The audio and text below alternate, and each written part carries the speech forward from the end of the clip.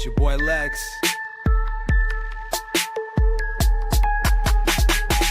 I don't know what to think, but here we are in this ring. It seems so far from the truth, and I go hide in the booth. Can you feel the movement or spin? Can you see the curvature bend? Do you see when they spray the skies and they make up lies and do it again?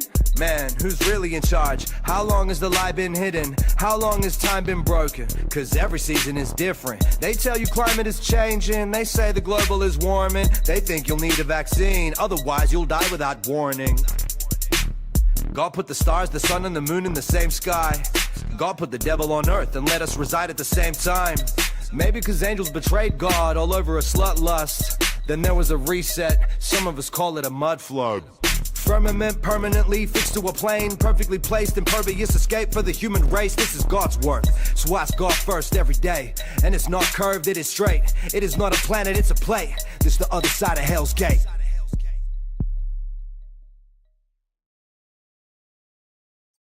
What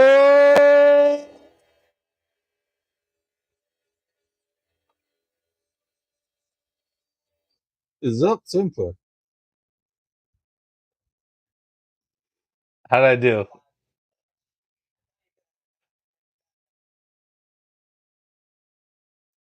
No, I didn't blow my speakers out, but why are all these other people coming up on the screen right now? What is going on? What is going on, dude? That was fucking No, crazy. Why did that just no, happen? being disconnected right before too. Like there's gremlins in the system. What's up, Blue? Dude, there is all kinds of weirdness going on, dude. Just as we were going live, my phone was blowing up like it was all kinds of madness. What's up, Blue? Thank you for the Blue. repost. Yes, thank you, She said, Blue. "What's up, boys?" Dude, let's pay the bills real quick, dude. Shout out to the Phone Booth Podcast.substack. Go there for all the podcast needs, dude. Look at the highlighted episode right now. Ted and I did a deep dive on the Boston marathon bombing, bro. This was one of the funnest conversations I've had in a long time. See, he already put it as part one, so we're gonna do another one, I guess. Right He didn't on. even. I guess we should have talked about that. Just kidding. But no, we're totally doing a part two because like we didn't even get to the tip of the iceberg yet with that shit. But there's all kinds of podcasts. Here's the thing: the pick is in, the Philosopher King, the Mind of Madness. You got the Phone Booth live streams, dude. The best part though is the fucking merch, dude. All these threads are so nice and so clean, and they're so soft and so lean. Dude, these are the best. Just get yourself a couple of them. And dude, they're reasonably priced. I mean, like you can't get a better deal these days, for some of these shirts. They're It's based. really They're cool. They're inexpensive. Hell there's yeah, there's they're good. there's coffee mugs. That's I right. mean, dude, Have your there's fucking all of it. coffee while you're staring at Ted. Dude, look, this one's my favorite right now. The pick is in Right 20 on. bucks. 20 bucks. You can get that bad boy for 20 bucks. Dude, that's a 20 good deal. bucks. And if you act Uh now, you get the shirt's tag with it. But also, don't forget to go to the Can-Am Bullion. Can-Am Bullion. Hold on. I'm going to refresh the screen just to see, make sure we're up to date here. Boom. Look, see, the green means we're up. Green is up. 4,021. We are up 0.12%, which doesn't sound like a lot, but when you got dough to fold, like that's a good amount, probably. Silver's up. It's staying stable. Damn, silver's only at $58. What a great time to buy! Like it's been hovering around 70 for the longest time, and it was above 100, I think, at one point. Maybe it didn't hit that high. It was pretty close, but yeah, it kind of ballooned up over there. But you don't want silver to get like crazy high. You want it to stay in balance with gold. Well, yeah, because then you can't buy like fucking bread and stuff. So then that too, yeah. Well, if our fucking money was even really attached to that stuff, right? True. But yeah, everybody go to Can-Am Bullion because it's more stable than the freaking dollar, the fucking dinar, the fucking ruble, the fucking brick, the fucking everything.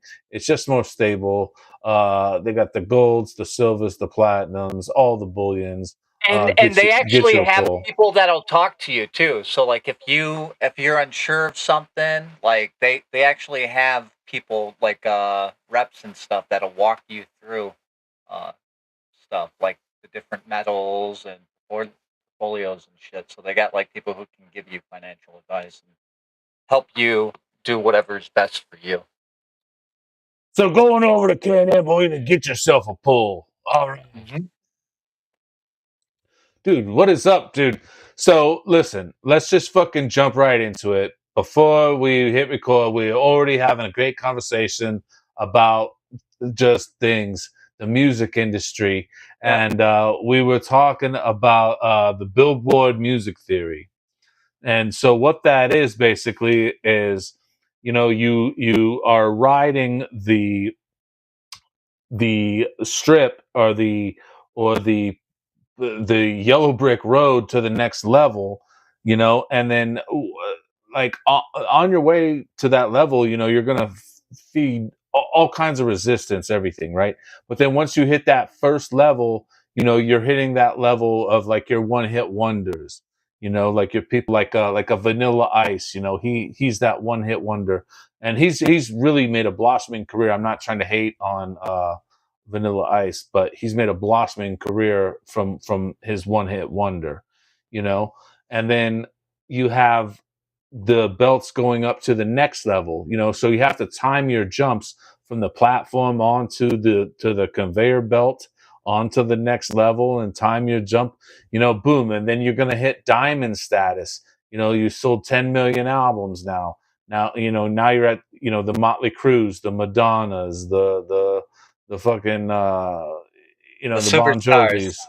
Yeah, the Yep. Bon Jovis, this, that, boom. But then you have to time your jump properly to the next level, to the next conveyor belt on the way, boom. And then you hit that fucking Pink Floyd status, that AC/DC status, that Led Zeppelin status, That and legendary, it's like, but super. along the way, dude, this machine is made up of gears and grinders, and they tear apart families, and they tear apart any kind of normalcy that you'll ever have. Yep. Like it's really a brutal. Because they dangle that money, right? That success in front of you, and how far are you going to chase it? To what extent? What will you give up? What uh, what serves it a man if he gains the world, yet he loses his soul, right? Like what's the point? But that's Yeah, the catch 22. yeah, it's crazy. It's crazy, and this theory is nothing new. That's not my theory. It's been around a long time. Uh, but it just seems to be the model for what happens in the the the dark arts world. Yeah, I don't know because that's what else do you call it? like I call it a priesthood, right? Like A I think priesthood? that's all Okay. sacred, right? And I think that absolutely that's what they do is they just suck those people fucking dry.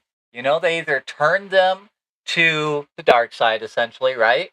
Or they just suck them dry, and next thing they know, their manager embezzled all their money.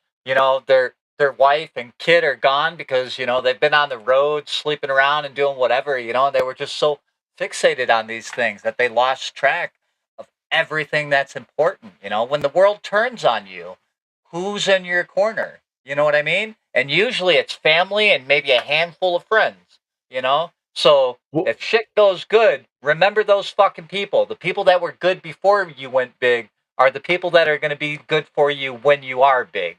All those other people are just going to, they're going to see you as a means to give them something, right? And regardless how that impacts you, they'll just want to take. well, it's hard to even trust family. You look at someone like you know who the comedian Dane Cook is? Yeah, his brother, So, right? dude, yeah, his brother done ripped him off for millions. and I don't know a lot of the details of how he did it, but he was in charge, I think, of his finances or something, and he siphoned a lot off the top, I guess, or something.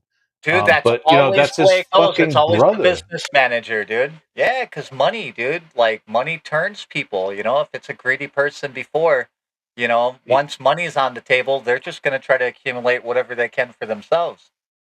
Even that what's that Selena? Remember Yeah, Selena?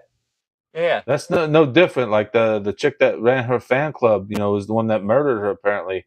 And I'm sure it had to do with money somehow, probably. You know? yeah, yeah. I there was one where I don't know if it was Selena, but the artist was already gonna have like the reception to the album wasn't expected to be good or whatever, and then like the fucking artist died or whatever, and then all of a sudden that like helped push it up, like because they were already on their way through. So I don't know, dude. On the back end, dude, it's always people like Clive Davis and these fucking Mongols who are just out to. The artist is they give a fuck about them, dude. They're trying to take every penny on the board for themselves. No, It's the sad. artist is a dime a dozen to them. Yeah. And how many people will sign that? Like how many people sign those stupid deals for $100,000 advance with all these stipulations behind it that cost them tons of upfront money, right? Because it's $100,000 in advance, right? We're getting that now. Okay, but you're also going to be fucking breaking your back while they're taking the first fucking 20 million plus that 100,000 they paid you. You got to pay that back with a certain amount of interest and shit, and then they're rigging the fucking deck with the accounting on what gets sold and is that part of you? No, that goes into this branch for the arena and that's commissary and shit like that. So you don't get any of that, artists. And then we all got to split these ticket sales. You know what I mean? They just nickel and dime, and people are ready to just hand that over because they see the dollar signs in the beginning and they think, oh, this person's going to give me some money. I better jump on it. So I read a book many, many moons ago, and it was all about how to, like, I don't even know how to describe it, like how to set up business in the music business. It's by Donald Passman. I forget the exact title. I'll butcher it if I try to quote it or something, but I have a copy of it around here somewhere. But it taught me some things, like everything, like you when you get like an advance or something, like as a part of your deal, what comes out of that is studio recording time, and there's other fees, there's advertising budgets, and there's you have to finance the tour, you have to pay for the fucking bus to drive you from cities, and to Renting out to the to stadium. Yep, all of it. today that shit's not cheap. Yeah, dude, stadium renting. Do you know how much fucking money it costs to rent out a stadium? Like it's crazy. And your It's manager probably works for the fucking company that owns the stadium, but don't worry, they're still going to charge you premium for the shit. Yeah, so I mean, it's wild. How they structure these deals, and artists. I see how they get you know screwed over. So that's why I encourage everybody to read Donald Passman's book. You know, it's really quite educational, and a lot of it, even though the industry has completely changed since this book was written, but it's still a lot of the same type of principles. Like there's still a lot of it that applies to this music business. And even David Ellison from the band Megadeth, he wrote a similar book, which I have not read, but I heard it's on the same type of level as this Donald Passman book. So And what's the title of it again? I'm not sure here. Hold on, let me see if I can find it. How to make it in the music business or something like that, maybe. Wait, here, hold on. I got it. Hold on. Thank you for the repost, Cram. I don't even think I'll be able to get it in fucking view of the Oh camera yeah, here. yeah, because of the thing. Yeah, you got to hold it right It's next door to your chest. all Yeah, you there you need to know about making it in the music business by Donald Passman. Right on. But yeah, this is a crazy good book. Everybody should check it out. Um, and it talks like a lot of the business end of it, the part that people don't think about, like when they're just trying to make it in the music business. It's a lot of deals that you don't think about. Like you don't realize like a producer gets a certain fee, and then let's say you want to put a track on like a compilation album, then you only get a certain percentage for this, and how fees The break down licensing when is when structured. when you get writing credits, for writing the lyrics or the music or this and that. Like drummers don't get shit basically, unless they write, some of the music or the lyrics, because drums are just time. So drummers don't get paid to play the fucking drums. They get like a studio fee, a session fee, or an album fee, or whatever. That's how they get you, dude. Fucking. It's the same thing with the tax dollars and shit. But yeah, that's crazy. Like just the way they get every bit they can. Next thing you know, you're working your next album and shit for them just to, you know, try to stay in the black. In the black. That's my And motto, baby. and and and and and while all this is going on, the artist is out buying a mansion and super nice cars and shit because they're seeing dollar signs and being promised the future, so they're getting these things. And you better hope that you can keep producing good albums so that the sales come in and follow. But if you don't, Well, like, look at dude, look at like what just happened with Oliver Tree, dude. Like, yeah, Oliver Tree, um, he's obviously generating revenue. He's obviously doing it because I've never heard his music. I've seen him on podcasts, comedy podcasts before, at, but so I know who so he at is. his But peak, at his peak, I didn't know who he was until he died. I had to look into him. But at his peak, he was generating uh, $72 million a month.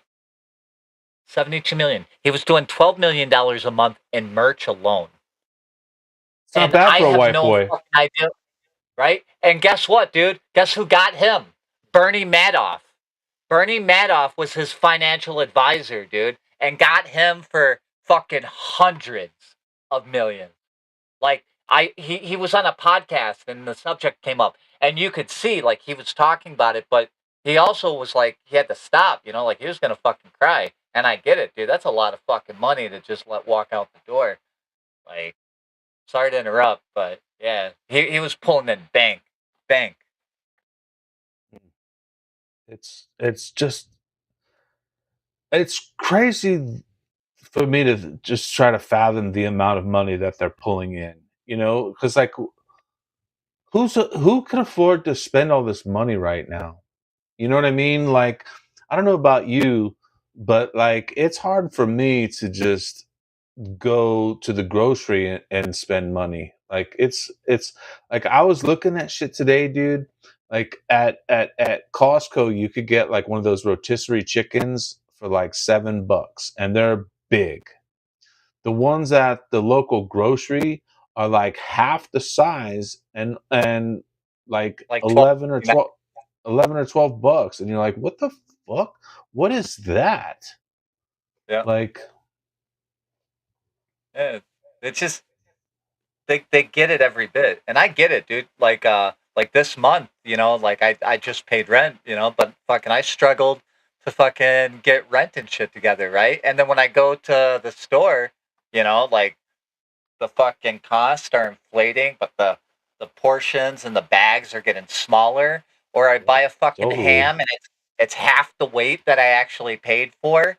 You know what I mean? And it's funny how when these errors happen, they always happen on one side. It never works out in my favor. I don't buy a 5 pound ham and get 10 fucking pounds. That's never happened. I could buy a 5 pound ham and get 2.5 pounds. That could be a thing, but I'll never gain. It's like it's built into the Well, system. well, check this out. So they're integrating like all these self checkouts and robots and stuff. But guess what? They're cutting employees out, but they're not lowering prices. Sure, they're Right. lowering their costs, but they're not fucking passing that fucking savings on. Right. And that's across the board in the gaming and market. You see all the digital shit, right? Well, if you're not getting a fucking physical copy, why is there not a reduced cost? You don't have all the production cost, any of the design cost, any of that shit going with it, right? So that should automatically deflate it. Well, the same thing over here in your grocery store, right? But fast food, all these guys are feeling it because they got greedy. You know, they've been picking everybody's pocket. They've been inflating like a grocery store. Half of your inflation comes from EBT, unfortunately, right? But it's true. And here's why, because they know the most commonly purchased items. So they artificially inflate those prices because they already know they're going to get a certain amount of the EBT market. Guaranteed.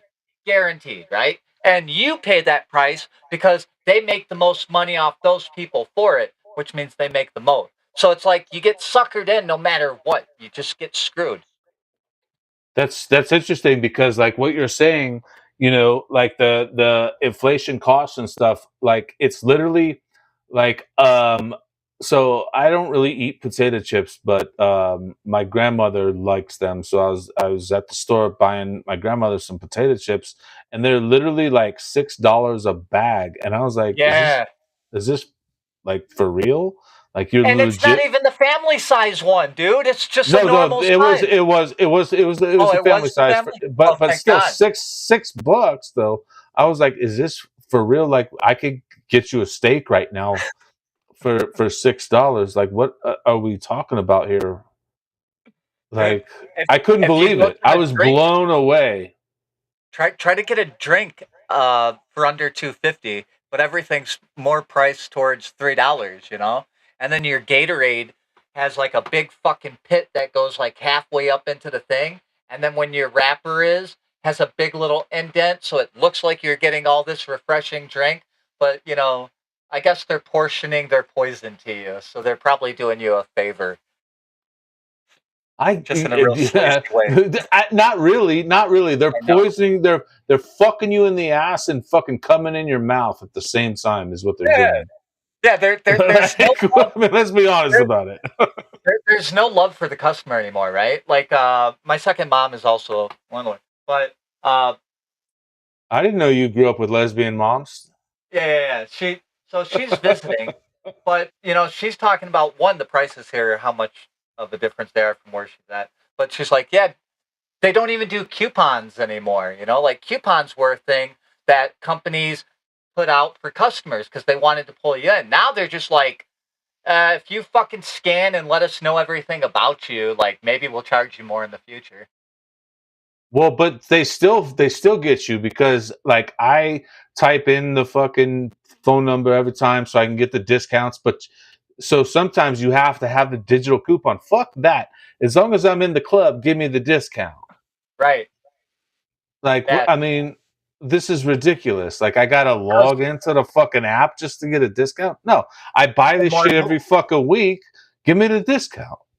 yeah, the more hoops that they can make you jump through, the less likely you are to redeem it or use it, so they save money. Which is also why, like during Christmas, lots of people give fucking gift cards out.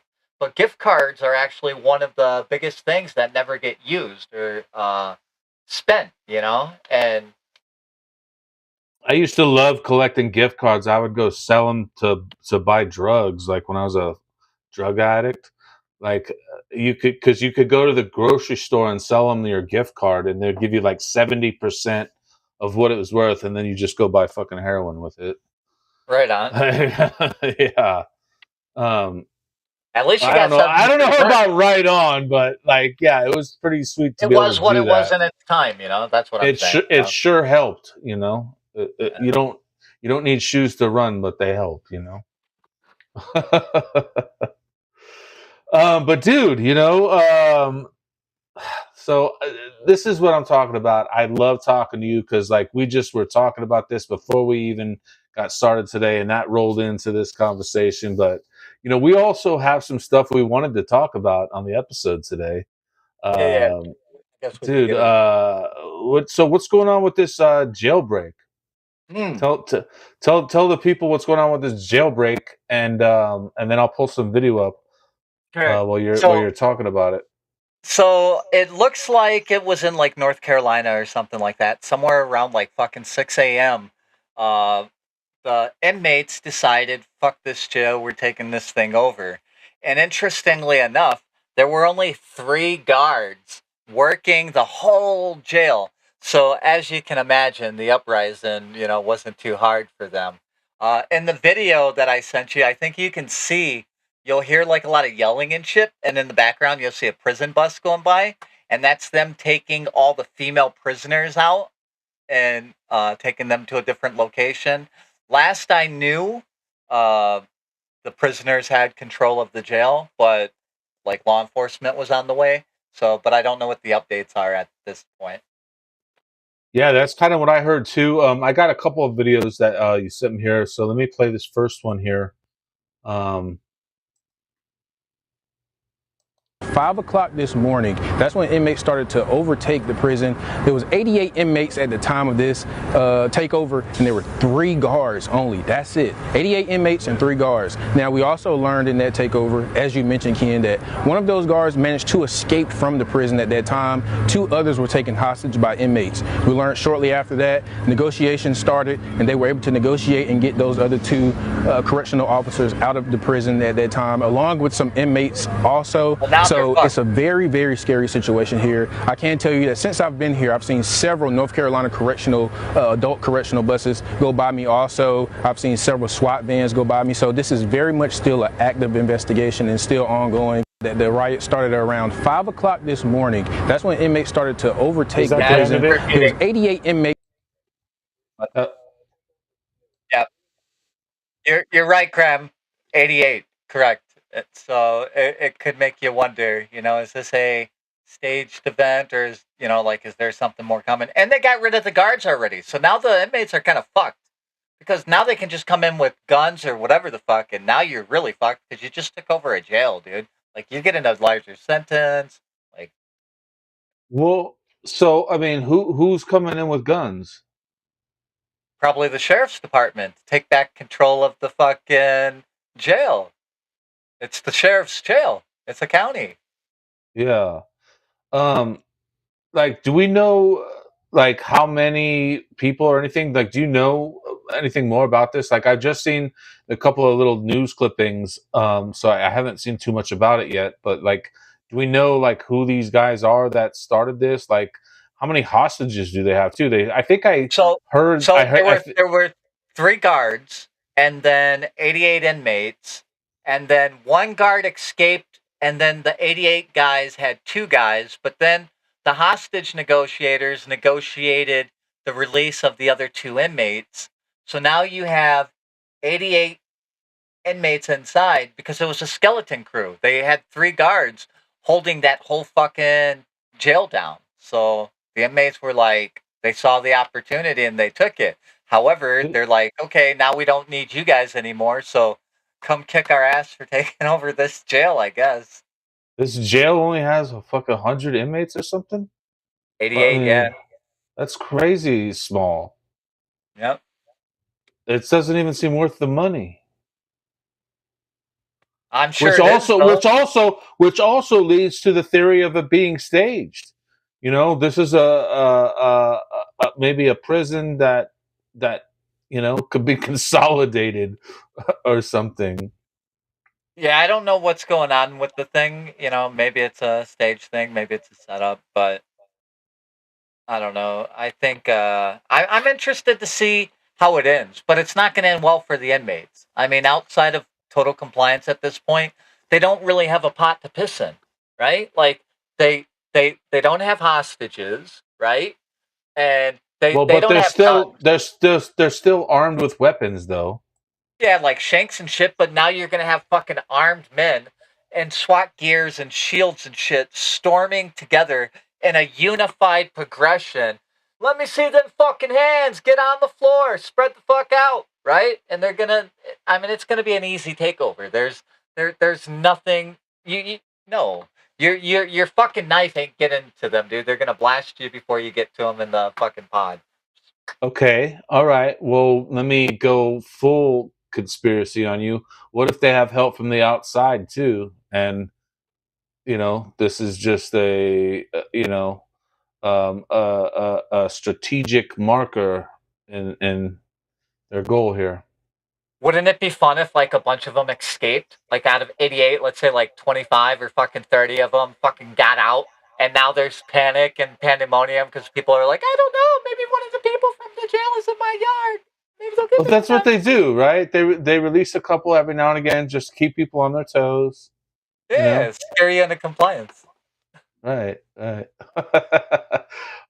got another video here that you sent here. This is a real short one here. It's just a few seconds. Um,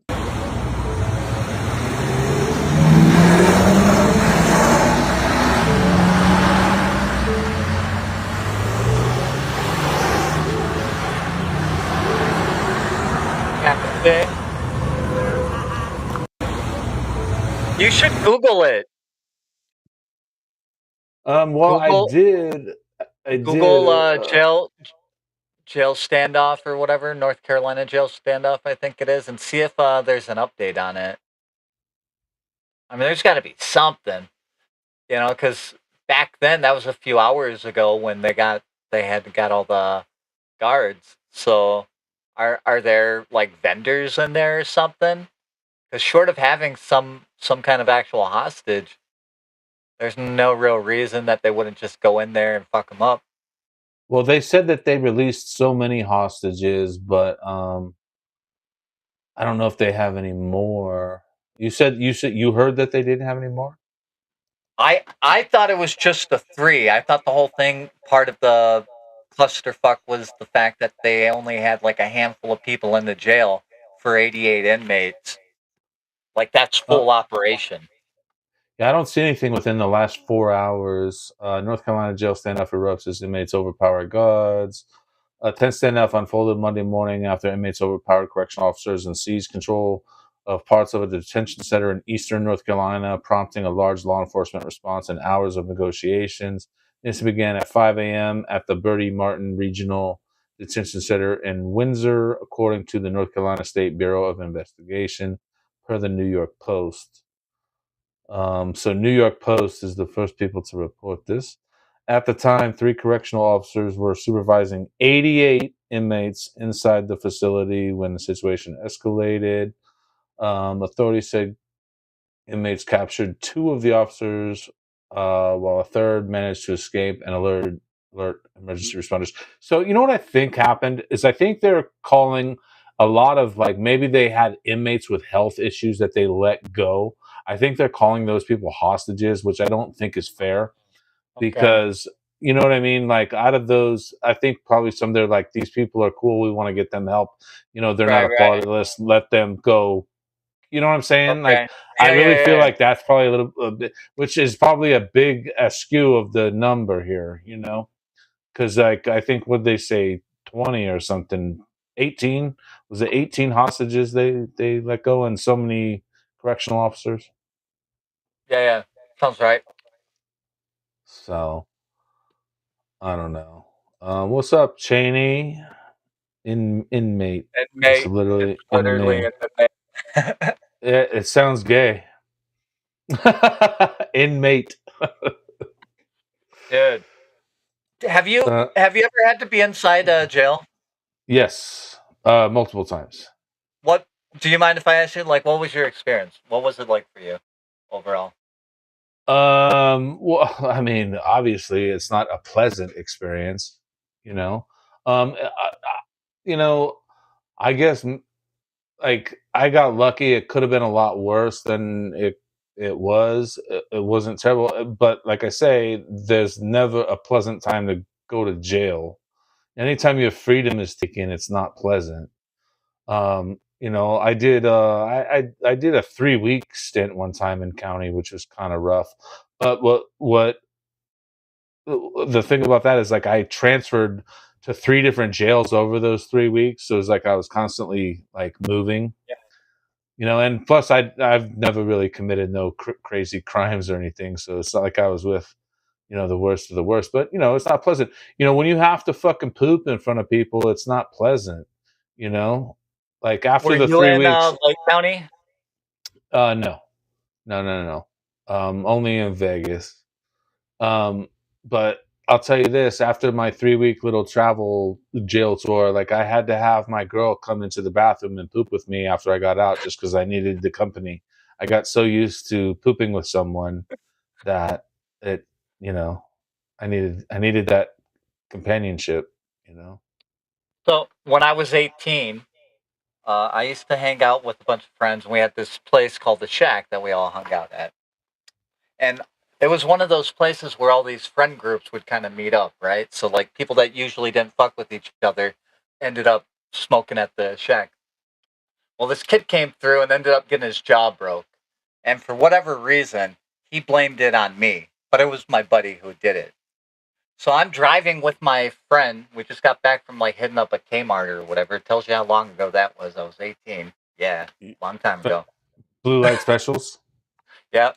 And fucking next thing you know, this fucking cop lights us up, draws his fucking gun, has me get out the fucking car. I'm wondering what's going on. I've never had any shit like this happen to me, you know? And fucking next thing you know, I'm getting booked for this kid's this guy, you know, we were teens or whatever at the time, like getting his job broke. So I spend like fucking 3 months in county because my bail was too high to be able to afford to get out.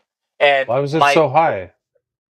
I don't know, because they were charging me with a fucking class X felony because this dude's jaw got fucking broke and had to get fucking wired back together. So it was like great bodily harm, right?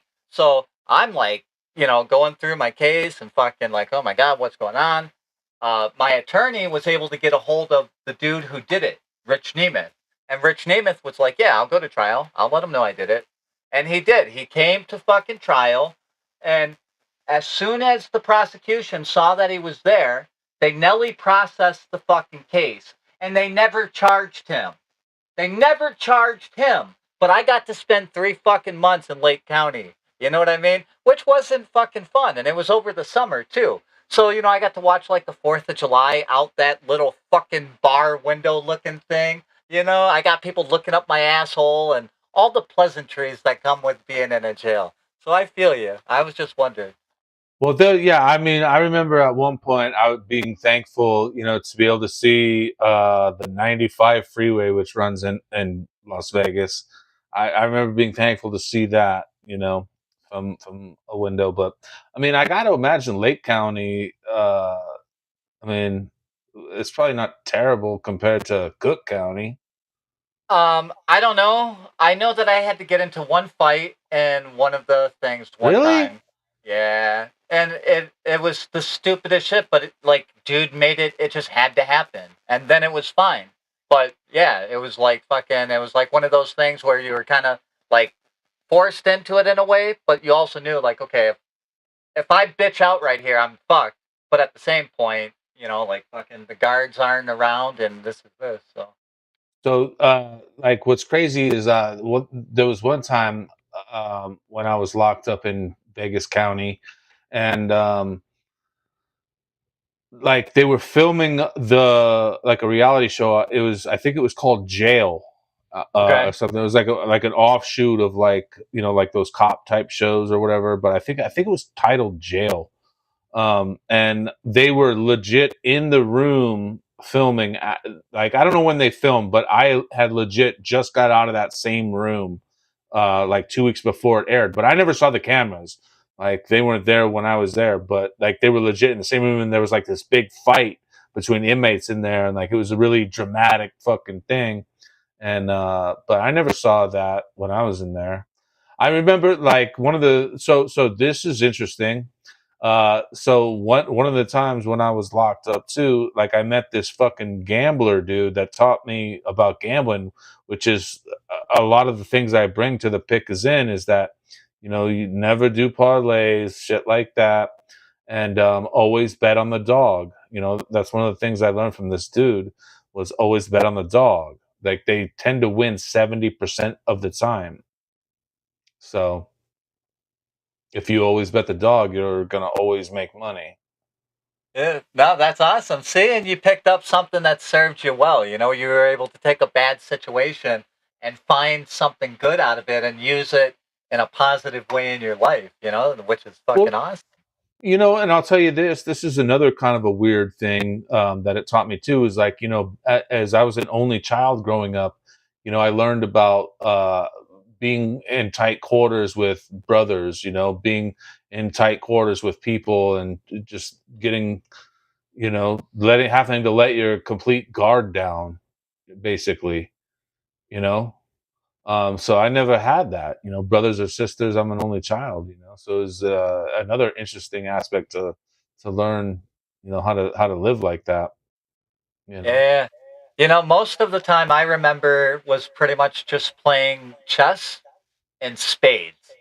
Fucking Yeah, a lot everybody of played cards, a lot of spades cards. all day long. That and fucking rummy, dude. That seemed and dominoes. Dominoes, rummy, spades, and chess. I think that was pretty much all I seen. And working out. Everybody hit the weights. Everybody hit the weights. And they didn't feed you shit. You got like a fucking juice box. Not even a juice box. One of those juice cups from like back in the day at school, the little plastic cup with the aluminum fucking thing. And then maybe like a fucking, I don't know, maybe it was boiled hot dog on a piece of like white bread and maybe a piece of fruit or something. I mean, they weren't.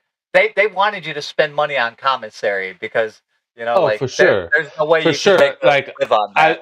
I think we had like a styrofoam cup even that we would go through the line, and you would go to the like the igloo cooler that dispensed the juice. You know The what I'm juice. saying?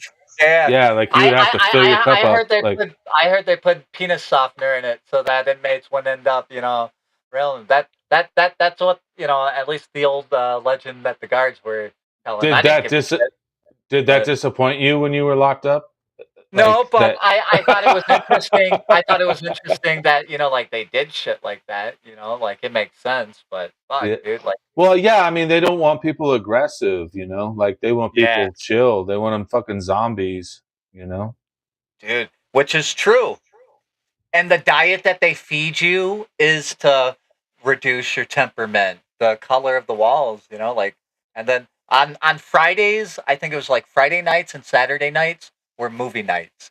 So like something got rented or brought in, and you saw a movie. Wasn't necessarily a great movie. It was a fucking movie that came in from a guard or whoever. Well, dude, out here in Arizona, the old sheriff Joe Arpaio, he used to make the inmates wear pink boxer shorts. It's funny, I'm wearing a pink hat right now. But like he would make them wear pink boxer shorts, and and they But in lived Tent in City, right? Tent City, yeah, Tent City. Yeah, So yeah. like it's like you take away the. I was gonna say you take away their masculinity, but I don't know if that's the right verbiage, You because know, you're still gonna have that masculinity. It's just cutting out the, well, or trying to cut out the, I don't know, what's the right word, yeah. the aggro gene. Yeah, I don't well, even I know think you had what. it right. Like the masculinity traits, right? And aggression and all that is with it. And males, especially when there's a large group of males together, you're automatically going to get competition, right? Because alpha males, right? They're going to find each other. It just fucking happens, right? So you get, collisions. It just yeah. So yeah, they want to reduce that. So yeah, they fucking medicate you or do whatever they can to keep you locked up. That's the other thing, dude. For like the stupidest shit, the whole thing would be like locked down for 24 hours. So, I mean, I read The Stand and it and a bunch of fucking, books in there, to help me like pass time and shit. And I'd always get like the longest shit because you only got to go to the library. I think it was like once a week. So it's like try to make the book as big as possible so that at least lasts. Yeah, I mean that's pretty much what I did, was just read books. I remember I read a Jimmy Buffett book, I think. Like I think he wrote a couple books. Like it was pretty interesting. And then um uh was it a Tom Clancy book? I don't think it was Tom Clancy, but it was like one of those type of books where um well, you remember that game Siphon Filter? Like it Yeah, was yeah, kind of yeah, yeah. like that. Like it was Gabe kind of Logan. like that. Yeah, I forget what the fuck it it's called. But it was interesting. You know, I don't read a whole lot of books. You know, like it has to be something I'm really interested in to read it. You know, so but I was forced to read. You know, during those times, and so you know, I read some books that I may not have read, but oh man, the Jimmy Buffett one, I'm gonna have to see if I could find it and remember what it was because it was pretty interesting. Like it was a good book, actually. Right A on. cool story. But you know, he's part of the fucking you know, the Bohemian Grove. Like he goes up there to the Northern Californias and you know, he's in with all these fucking elites, Yeah, you yeah, know? and that's why you hear him talk a lot of political messaging and shit too, like at his shows and fucking off on the side. Yeah, because he's all about that life. He's one of them. Same with like Bono, right? And fucking, I mean, that dude, his band, you could argue, is a fucking trafficking cover. You know, like, Did you ever and hear did you ever hear Mickey Avalon? You know who Mickey Avalon is? He's like a white rapper. no, I don't think so. Or if I do, I don't know him by name. But why? What's up? Okay, well, he's got a line in one of his tracks. He goes, "Fucking Bono, you should be saving the."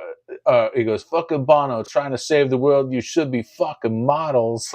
Like, Dude, that guy. So remember, like the USAID and all those things. Like, there's been very questionable practices associated with that. And funny enough, the when USAID got cut off, and like he was one of the dudes that was the most vocal. You know, and my belief is he was getting paid. He's essentially like one of those NGOs and shit. And I think that's what they do. I think they traffic people, and I think they laundered money and shit like that. I think that's what that was all about. yeah, well, that's what it is. I can't remember if it was you I was having the conversation with, but I was just having one recently where it's like these celebrities they're used to traffic things. They get you know access to private airports and they can move things easily. Yeah. Plus, people, no matter if you're a world leader, right? People are still susceptible to celebrities, right? Like people have uh, movie stars or sports uh, athletes that they admire, that they like, that they're drawn to, so they're susceptible to the same thing just because it's the president. Look, Clinton was like boys with fucking Kevin Spacey and fucking Elizabeth Hurley, and you know what I mean? Like he was over there rubbing elbows and getting his, carrot waxed and shit, probably by both of them. But Carrot waxed. That's funny. That's funny. So I'm gonna pull this other stuff up. Do you want to talk about you shaving? Like you cut your hair, dude. Like what's going on? Like I are didn't you cut my going hair. through? I just shaved the beard this morning because I was Are you trimming it going? and I just thought it would be fun because it'll grow back in like 2 days. But I was surprised that fucking I look so much fucking younger without a beard on. That's why I I left was it. I was gonna say you look a hell of a lot younger, but I just wondered why you did it. Like, is it a midlife crisis? What's going on, buddy? I'm here for No, you. wouldn't that be funny? If I was having a breakdown, fucking shave my head You're and not shit. you're not gonna buy a Corvette, are you? No shit. I'm not even gonna buy a station wagon. Don't worry about that. Dude, I got this thing here. Check this out. Have you heard about the Yeah. Mexican Batman? So I saw a post on this, and I'm glad you brought this up because I didn't get to pay attention to it. So I'm interested. This is good. Okay. Let me share it again here. Boom. Why is it? Oh, you can't do the. Oh, see, I don't like this studio no more. A Oh, Mexican vigilante named or dubbed Batman is wanted for police for allegedly chasing down suspected motorbike thieves around town and taping them to lampposts. That's my favorite part of this is he's taping them to lampposts. At least hell five. yeah! At least five means there's more. Were discovered helplessly duct taped to street poles over 10 days beginning on June 13th in the area of Lagos de Morena, Jalisco. The Sun reported. Can we click on this to make it bigger? But I love it. I love it. imagine getting duct taped to a fucking light pole. Hold on, go Like, back. There's something under the picture. It's saying many of the alleged. Uh, yeah, right here. yeah, I'll blow it up. Many of the alleged thieves also had mustaches, cat whiskers, and the Spanish word for thief scrawled on their faces, according to several images posted by Mexican journalist Luis Cardenas on Oh my X. god. The vigilante, whom Oh, Cardenas, referred to as Batman of Lagos de Moreno, left the allegedly stolen bikes near the men to show off their crimes, the outlet reported. That's hilarious. Like, I mean, getting duct taped. Oh, look at this. bro, that's awesome. Can we get more of this? Can this be a trend that catches on? And like these shitbags who are fucking up society, can we start just having people duct tape them? Dude, this is brilliant. It's funny. It serves a purpose. Like, I'm all for this guy. I hope he doesn't get hurt. But hell fucking yes, dude. This is I get it. I'm a fan. You know, I'm not a vigilante guy, but that's fucking hilarious, bro. Cat Are you? whiskers? Are you kidding me? Fucking what a champion, brother. The man needs a fucking award, dude. So it's like the guy that I just talked to on the Here's the Thing that comes out tomorrow. Mhm. Shout out to J.R. Januso. He's the student I went to high school with, By the and it's way, an hold amazing. on. Here's the thing. Didn't you just hit your year mark? Didn't that just Yeah, hit? yeah, we're at Hap- 1 year, baby. Yeah, One happy year, and anniversary, dude. thank you. It's crazy because I never thought in 1 year that, let alone, like, my goal was just to do 52 episodes. Like, that's a year. I'm gonna do it. Lo and behold, I've done close to 200, and I just can't even believe that that's real. Like, it's hard for me to, you know, think about, like, because that was not on the agenda. Like, when I first met Ted, and we started talking about this, I went on the phone booth a couple of times, and it was not on the agenda to do any of this. Like, it just kind of grew, And you you know know. what? It suits you. You're a natural, right? You have all the episodes that you've done there, everything that you've put in over at Phone Booth, at Pick is In. You know what I mean? Like, dude, you got a lot of fucking screen time and experience under your belt. And you went from, 0 to, 60 like that, dude, and you've caught traction and you're doing a great job, dude. And yeah, so take the recognition, and we love you and appreciate you because you just Snoop, dude.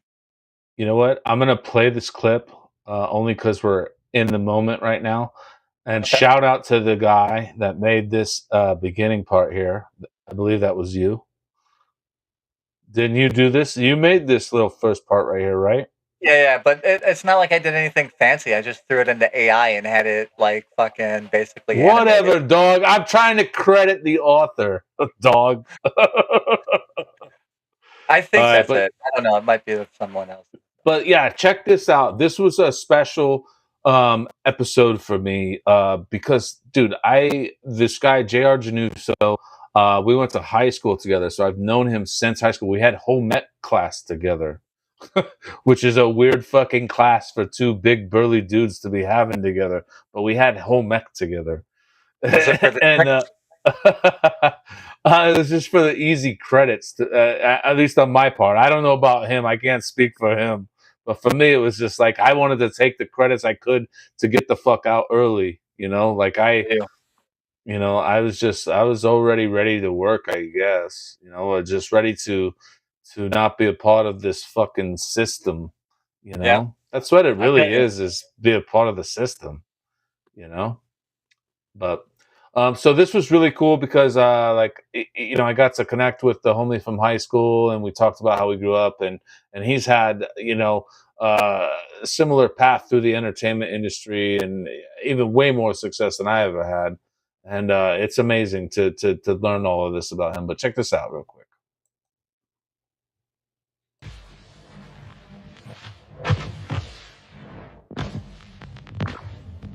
You are a big white dude, well-to-do family from this side of the tracks. There's no human interest in that. You're expected to do well. I literally looked at this dude 5 seasons in. I said, are you fucking telling me because I'm a white dude and I don't have college on my resume that I'm being judged? And he goes, yep. Not gonna happen. No. Oh man, you don't even know this tree. Oh, the tree's gonna get it. I'm not even dealing with this anymore. Like, no, I just grew up around a lot of these people. I mean, dude, you could vouch for this. Like the neighborhood that we grew up in, like there was everybody: Montel Williams, Mike Tyson, Suge Knight, fucking Tom Selleck, Wayne Newton. I mean, we literally lived across the street from right there in Green Valley, the same area.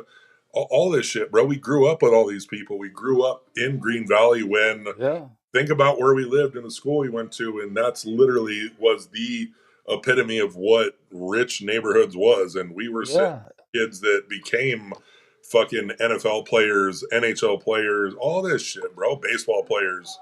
Yeah, how many of them, dude? There's so many. I mean, just like from our class alone, there's probably over 2 handfuls. Oh yeah, easy 2 handfuls. I mean, you're going down, nerds. Bro, think about this. So legit, I'm a senior at fucking basic, and I was working in a strip club. I was 17, bro, and I was working at Little Darlings. I would go from the fucking club to school smelling like fucking strippers. I want to know, what is SML? SML, that was the kid I told you about, the YouTube kid with the puppet. Okay, that's what I wondered, because there's a lot of people on that shit. Bro, like I was looking through the cast, and I'm like, holy shit! This is his 4th time getting his page, all the way through. This is his 4th time over 10 million subscribers. Go! God, you know what? I'm out of here. And we have a winner. That's right.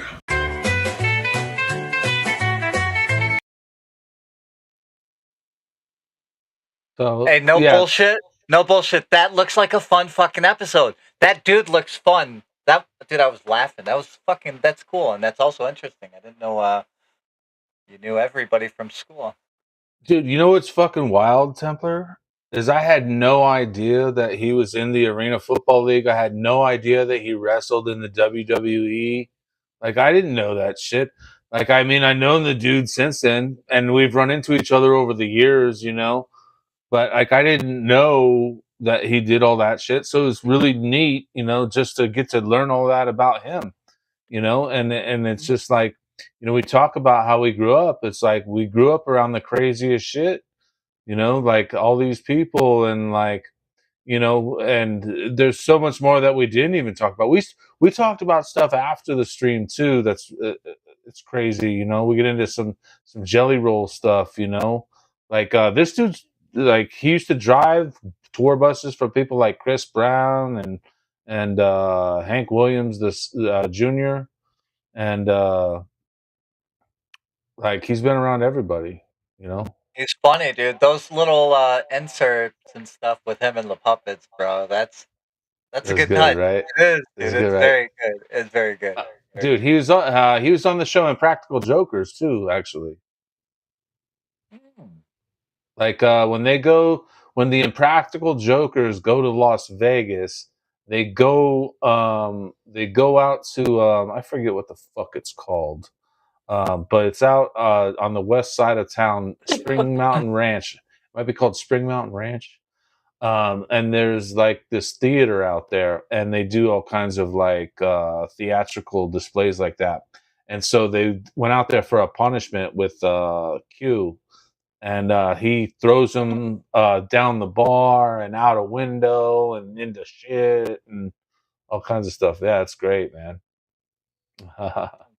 JR is cool as fuck, and dude, he literally, like back then in high school, he was legit that big still. Like, he's right when he says, like, when he worked at the strip club, they never questioned him because he just looked like he does today.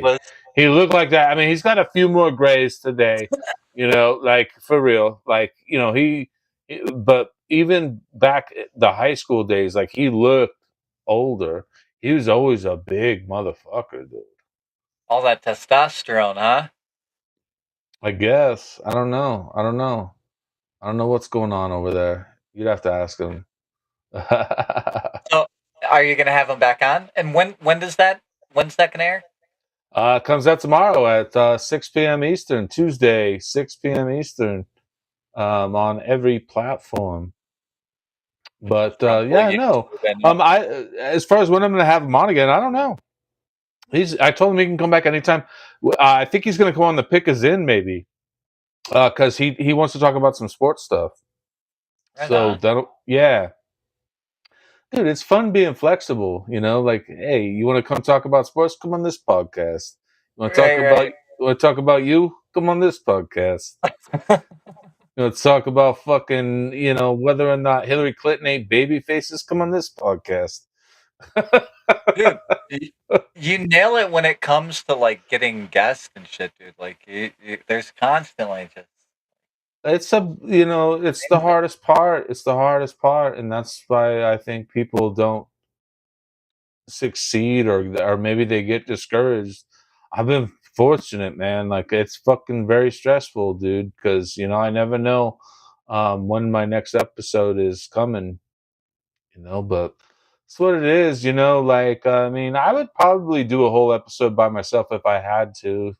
If I was ever without a guest one week. Actually, I would probably call you before I did, but But if you went solo, what would you do solo? Like, give me an idea. Actually, I did a solo thing. I'll have to find it, and I'll share it with you maybe off stream. I'll share it with you. Yeah. I did something. I shared it with Ted. Ted's seen it. Like, I did like a solo thing beforehand. So I mean, I know I could do it, but I believe you. You got the personality for it. You got that extroverted, just kind of chill energy. You're just fun. Well, I appreciate that. That's what I try to maintain, is just have fun. Yeah, there's a time to be serious, and I can be serious, and I'm serious when it comes to detail. I'm serious. When it comes to the rest of it, I'm fucking fun. I like it. I like it a lot. 107. You can quote me on that shit. 107, bitches. But I mean, dude, Tuesday at 6 p.m. Cram. Tuesdays at 6 p.m. and that's Eastern time.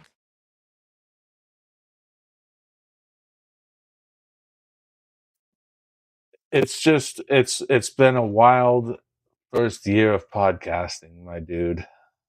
Yeah, but you. I got to meet you. I wouldn't have fucking ever been podcasting with you. That could happen, like while I was fucking bagging your groceries or something. That's not like a big deal. But what you've done, what at the Costco Jewel, you're bagging my shit up and you're yeah. What's up, Mr. Snoop? That is a hoity-toity neighborhood that you work in, though, at that Costco Jewel there. Yeah. I mean, over in Highland Park.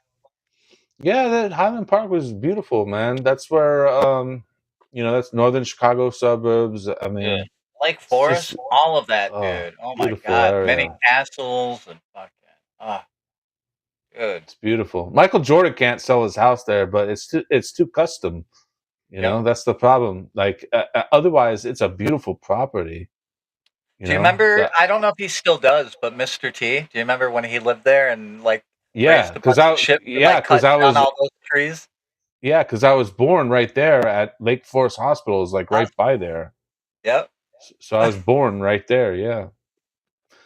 Dude, you know who else has a sick property out that way? Is Ditka. And you can see it from that one freeway. I'm not sure what it is because I was a kid when we were. I think it's 290. It's the one that goes towards O'Hare. Yeah, I don't know, but he's just got that massive house that you can see from the highway, and you're just like, holy shit, the thing's fucking sick. Chicago's got a lot of good shit like that. If you like come through and you leave the city, and hit some of the northern suburbs, there's a lot of shit like over by Lake Forest Hospital, right? That's where the fucking house for fucking Ferris Bueller when they crashed the car out in the garage. The Kevin McAllister house is right down the the road up that way from Home Alone. The Yeah. Amsteds they used for Groundhog's Day and Batman and Bandits and all kinds of shit. The Lake Counties, yeah, like there's a lot of this stuff that ends up, like in classic. John Hughes used a lot of it. Well, what was the other one? I think the Breakfast Club, I think, was filmed at a high school near there that either my dad went to or maybe he worked at. My dad worked Yeah, at high I schools in want to that say it area. was at like Tremper or something like that. I want to say like in Naperville or Niles, some shit like that is the high school that it was in. Real Yeah, I'm not ritzy. exactly sure. I know it's up that way, but and my dad was somehow associated with that if he went there or worked there or something. My dad went to high school with Bill Murray too. See, that's cool, dude. That's a cool story to have under your belt, Like, yeah, that guy's notorious Well, now. I wish my dad was still around for me to like talk to him about it because it's unfortunate, that my dad and I never really got to connect as like too much as adults, like or even really as kids either, if we're being honest. But um, we just never got to talk about a lot of things, and Was it because he was like old school, where he just kind of like one wasn't real talkative, but two like well, yeah, was he's your like house that. like He's like that, but also, like we left Chicago, and so he just didn't talk after that. So, but I would go back and visit him, and so I have the many memories of going to games and stuff, at Wrigley Field.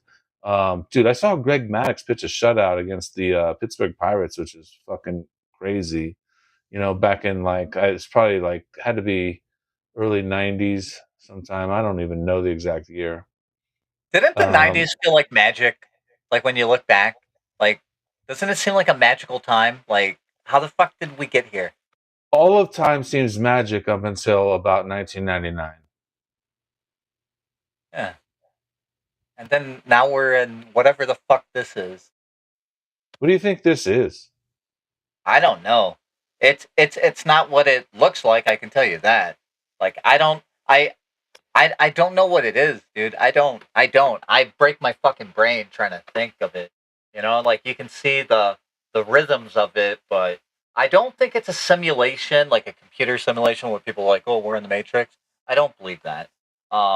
But there's something weird or nefarious, or there's something that moves in the background that we don't understand, and because of that, I think it prevents us from getting a certain amount of insight into the whole picture, Kind of like one of those things between the flat earth and globe, It's like big like that, There's something that we don't understand about a basic principle that's used against us or something. I don't know what it is. It almost feels magical, but I don't, you know what I mean? But I don't want to be off that way. It's fucking weird. Well, I think It feels fake. that might be the only way to describe it is magical. I think that might be the only way to describe it, because I don't know what it is either, but there's definitely something there. Like we've never really talked, you and I, about religion or where you stand as far as religion and stuff like that. I don't even think it matters, but um, you know, I forget what I was gonna say right now. But what were we just talking about? Remind me. Shit. We we were talking about. Oh shit! Now I'm going to go into things. Hold on, no, I'm not. But We were talking about kind of like the system and what it is, and not really understanding it. How it almost seems magical. And you were saying, well, maybe that's a way. right. So it does seem it's very magical because it's obviously created by some kind of creator, and we don't want to define what that is. You know what I'm saying? Like, because I think any sensible person is afraid to define it. There's some people that want to say, "Oh, well, it's a simulation," or some want to say it's religion, this that. But it's like nobody knows, like what it is, and so it's unfair to try to define that. But it is very magical in a sense, and it does seem to have some form of connection, like a lot of things. Excuse me. like like there's a definitely, some connection to all of it. Like there's a harmony Yeah, that like a is running current. yeah. And so I have to believe that like there is some type of religion, but man can't define what it is. I don't think man can define religion. Does that make sense?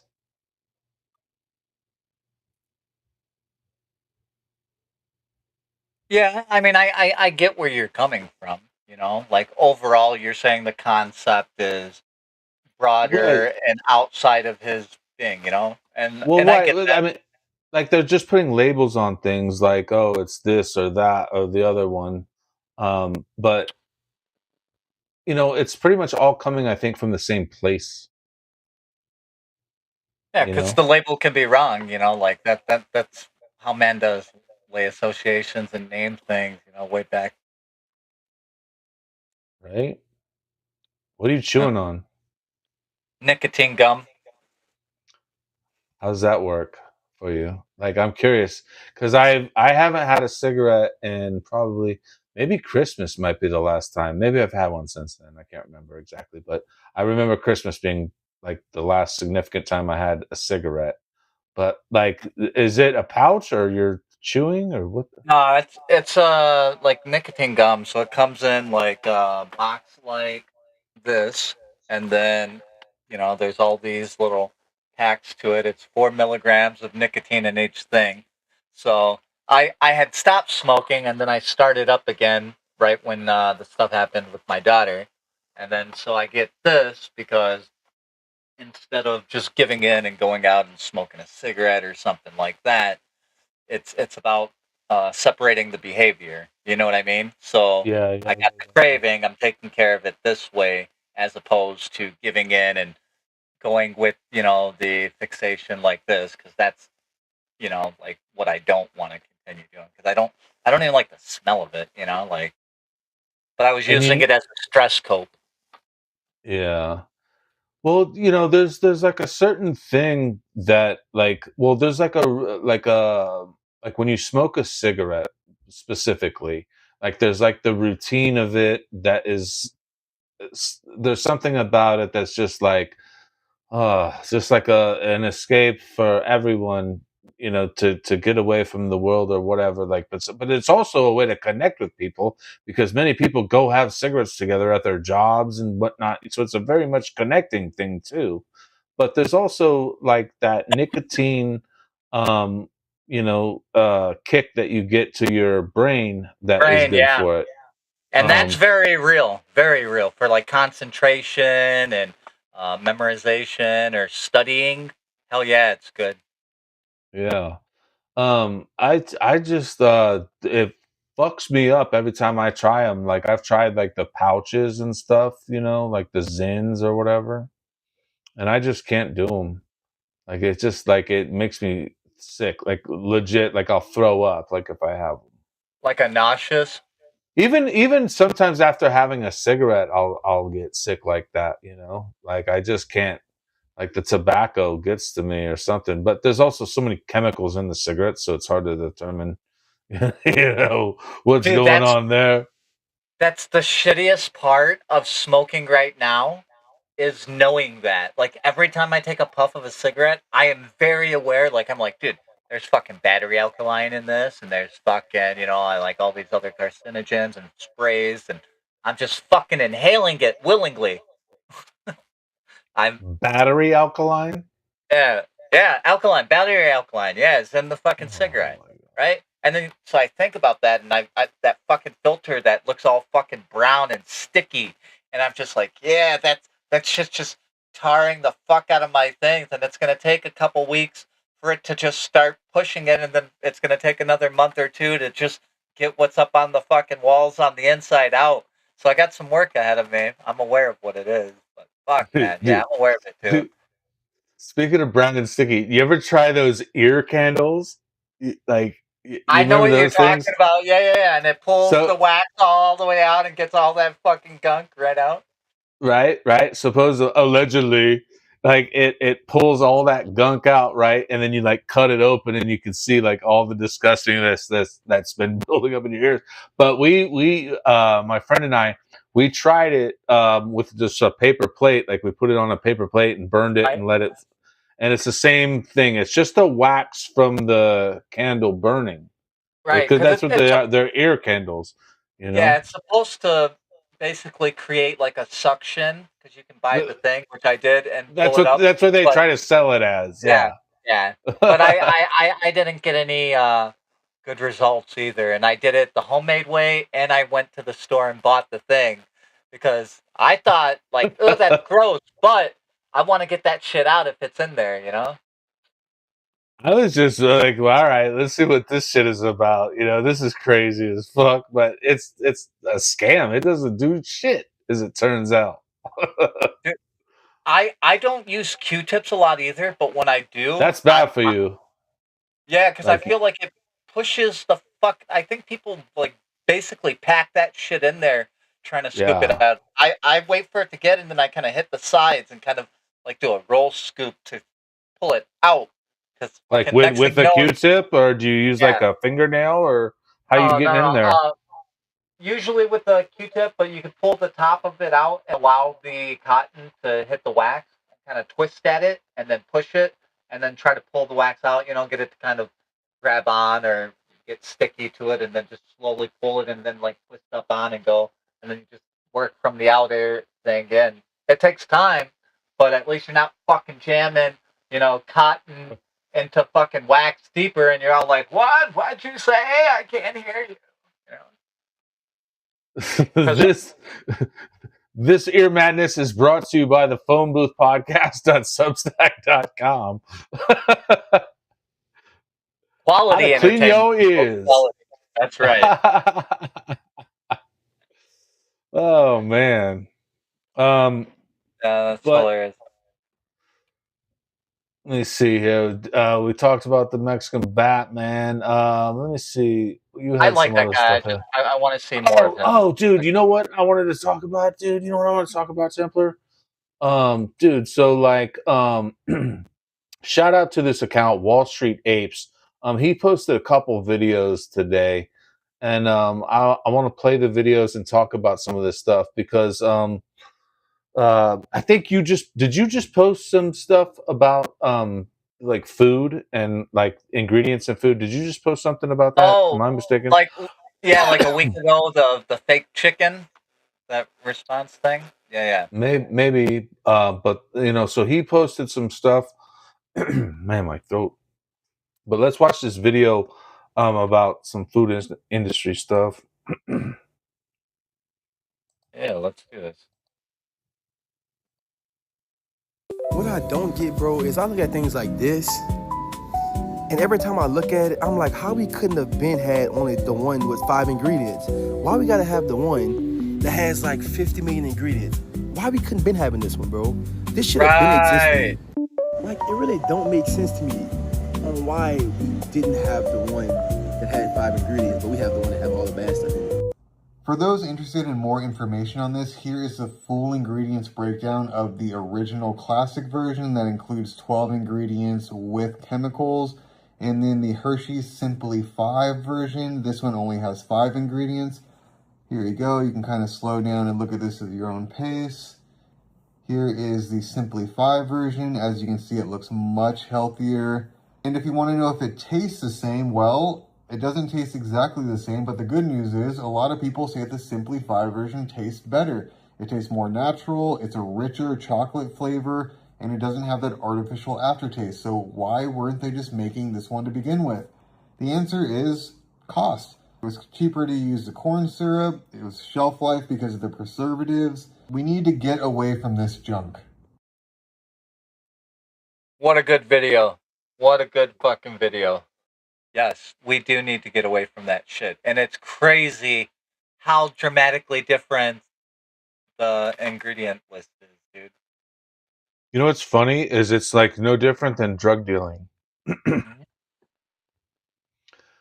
I remember when I was deep in my addiction, and going to dealers, and I would see them cutting it, and I was like, oh damn, I'm not even getting like real stuff. Like they're cutting this, like what I thought I was getting good stuff, they're fucking cutting it. It's the same shit. They're cutting it with fucking crazy shit just to get more dollar out of their product. Yep. And that's what it all boils down to, is stinking fucking money. And they could just make it with natural chemicals and natural ingredients, and it be legit and taste great, and there'd be an abundance for everyone. This is the thing I think I have the most problem with, Templar, is because a lot of doomsayers want to act like we don't have an overabundance of everything in the world. Well, we do. We have an overabundance of land. There's plenty of land for people to fucking live on and to get by and survive, and for everything to be abundant. It's fucking crazy, because they just try to like these like we talk about 15-minute cities coming. Well, listen, they're fucking pretty much already here. Like that's what people don't really grasp, is like we're already pretty much confined to these little fucking subdivisions all over the world. Yep. Your daily routine even, right? I mean, outside, your job is probably the farthest distance that you travel in general, right? You probably go to the same stores on the same routes. You know what I mean? Like, people are creatures of habits. So, of course, they're going to fucking pack your lunchbox for you and pack you into a briefcase and ship you off to your 15-minute city. Yeah, a place like Los Angeles is like, fuck yeah, give me 15 minutes. Because it takes 2 hours to go anywhere in Los Angeles. Probably more than that. Freeway doesn't move. Yeah, that's crazy. Atlanta's the only thing I see that's they're like, give me 15. Like, give me that. Like, and I don't think people grasp like the freedom of movement that we have, right? And how big, like you're saying, how much land there is. Like, think about it. Like fucking Europe. All of Europe isn't even as big as America. Okay, so like when you see fucking Germany and Italy and all these places, and you see all these world leaders on the stage, think of it like that's the fucking governor of like fucking Illinois. There's Rhode Island right there, like that guy's fucking Montana. Like, cause that's what it is, dude. Like they don't really have shit for a fucking population either. No land, no real population, but they're a world power. And now they're fucking like turning the AC off on their fucking people for fucking, like global warming. We don't want you to die from the fucking global warming. So suffer heat stroke and death right now. It's for the greater cause.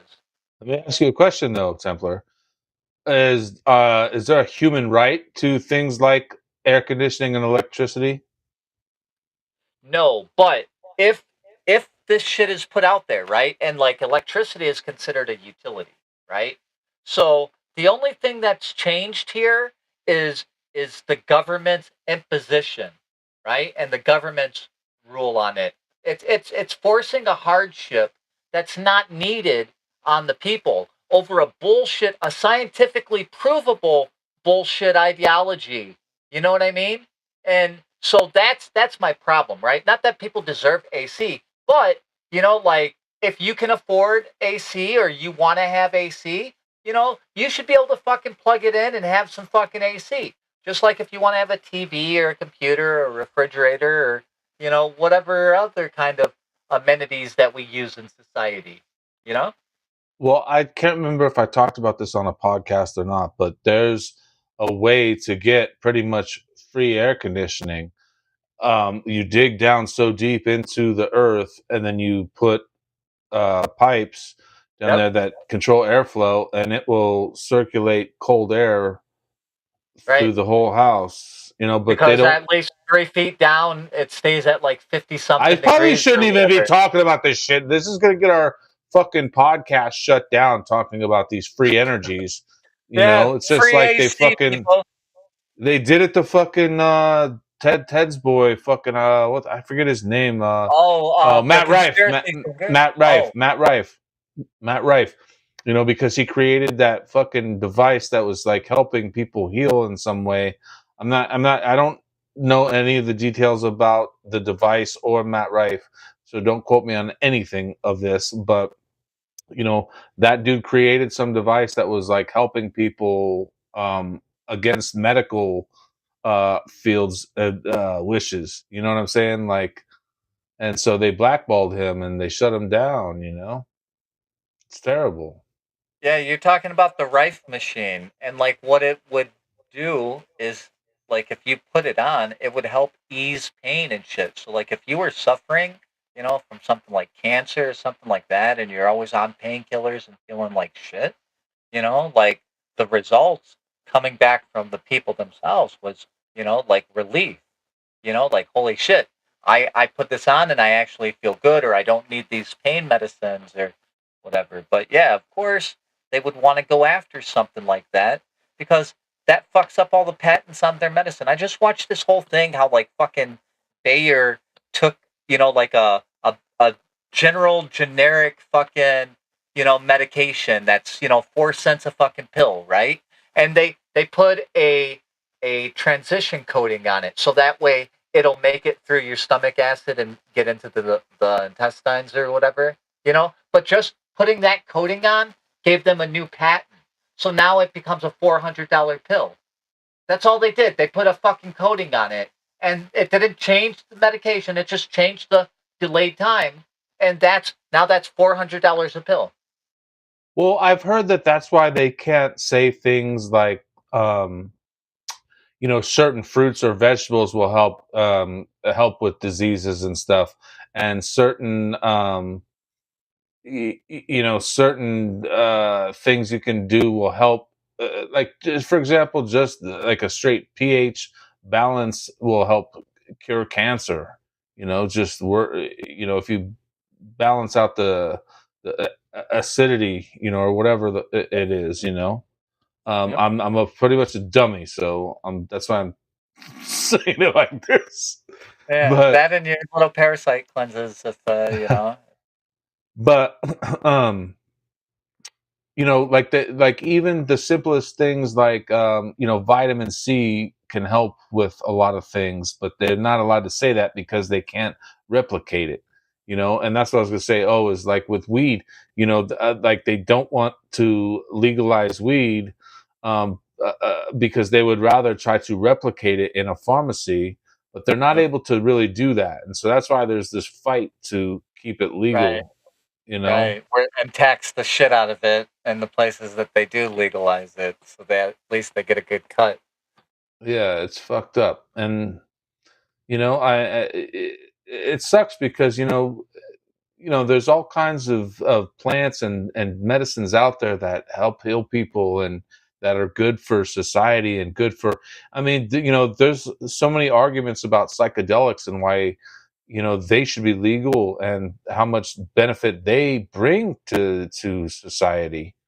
You know, um, like these things should be more implemented, and it could happen. Trump signed something. What did he sign like a month or so ago? Remember, I wasn't No, planning not on talking really. about this, so I don't have it ready to go, but if you remember, he signed something opening the door for psychedelic research, so. Oh, yeah, yeah, yeah. Joe Rogan asked them about that and shit. Yeah, for Oh like yeah, yeah, oh the yeah, yeah, yeah, yeah. I know what you're talking about. Yeah, okay. That's right. I forgot Joe Rogan. Yeah, was a part of Yeah, that it stuff. changed the scheduling or whatever. They were checking to make sure that it could be used for like medical. So that's good. I mean, dude, if you remember, up until like the mid '90s, like ecstasy was legal, in the country, and it helped a lot of people deal with stuff. I mean, I I've done ecstasy a few times, and I could see the benefits from it.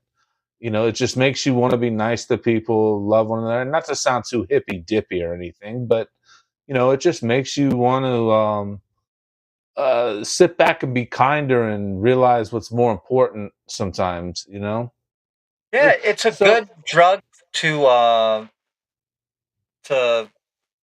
help somebody transition, right? That's a like it's a good therapeutic drug as long as you don't overly misuse it. And that tends to be the problem is, like people are like, oh, if one's good, two's really good. And, next thing you know, you're rolling balls and okay, well, let's roll again.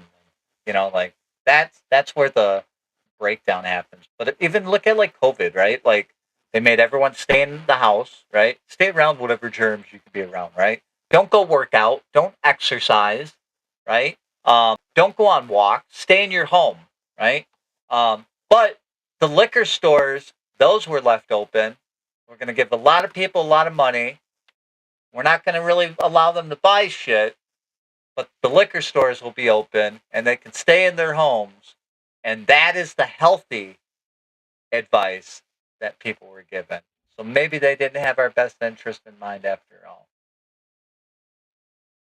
Man, it's funny. I didn't even think about that, as far as liquor stores being open, because we don't like out near me, we don't really have too many liquor stores. I mean, we'd have grocery stores that sell liquor. Um, and then, of course, you have like the Total Wines and stuff, those big chains and stuff. But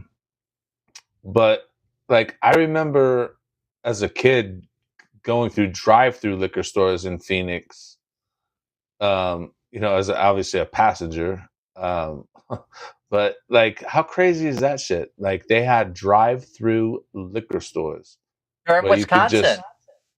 They There's have one them in right over the Wisconsin too. border. Yeah, dude. When I was like 17, we were fucking getting it. My buddy was like 19, and we'd drive over there, and he looked older, and usually we got it and dipped off. But they still exist. It's the same fucking places there.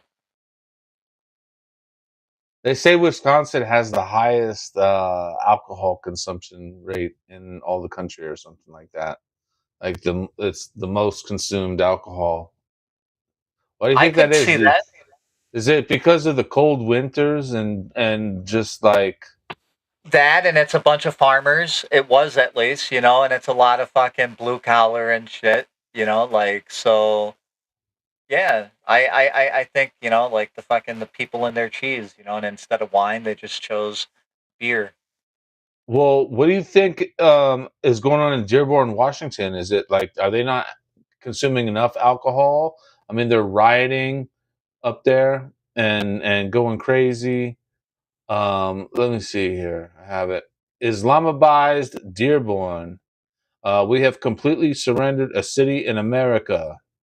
West Warren Avenue now boasts massive Shia Ashura processions, crowds dressed in black. And let me share the screen. Is there a video to this? Here, let's just play the video and then I'll read Yeah, it. they're. Sorry. Go ahead, Templar. Oh no, go ahead. Go ahead. Yeah, no. What were we gonna say though? Go ahead. No. This is way more important. This will probably answer it. You're good. Okay.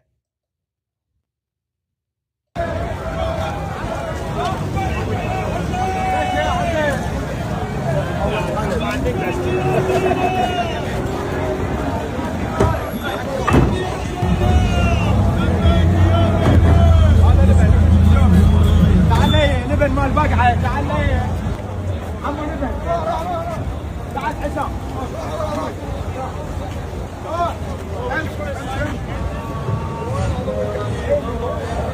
ستة وارد ستة محمد والي محمد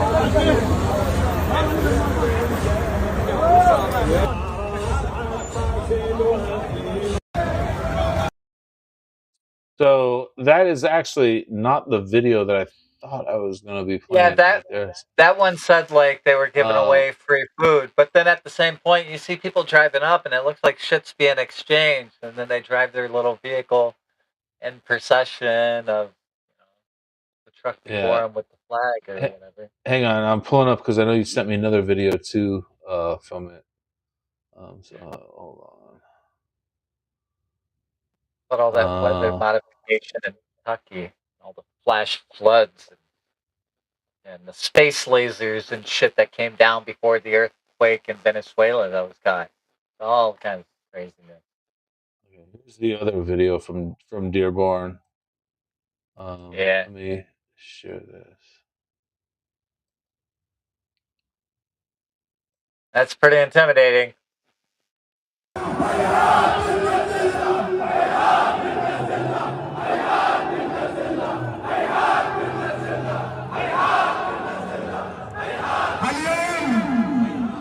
ألف قاسم بين الجميع الملبي وألف ربيع ورقية والهوية حيدرية حسينية قلوبهم الندية أرواحهم الزكية قبضاتهم العلوية نداؤها لبيك يا حسين لبيك يا حسين لبيك يا حسين لبيك يا حسين لبيك يا حسين لبيك يا حسين لبيك يا حسين جئناك يا غريب الغرباء جئناك يا عشق الشهداء جئناك لنركب